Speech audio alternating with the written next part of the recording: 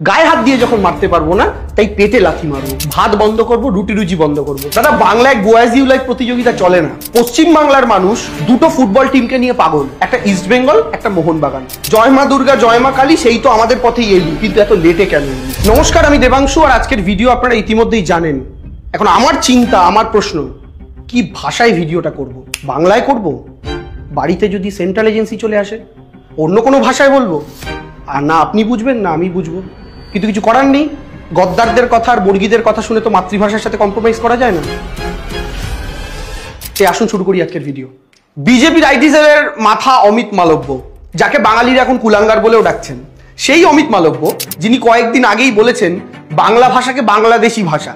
এখন আমি আপনি প্রত্যেকে জানি যে বাংলা ভাষা বাংলাদেশি ভাষা এর মধ্যে আদৌ কোনো তফাৎ নেই, কিন্তু আমার সবচেয়ে অদ্ভুতের বিষয় যেটা লাগছে সেটা হচ্ছে অমিত মালব্য যে কথাটা বলছেন, তিনি বাঙালি কালচার সম্পর্কে জানেন না, বাংলা ভাষা সম্পর্কে জানেন না, তিনি এই কথা বলতেই পারেন, কিন্তু তার কথারই প্রতিধ্বনি শোনা যাচ্ছে বঙ্গ বিজেপির নেতাদের মুখে, যারা কিন্তু বাঙালি ঘরের ছেলে।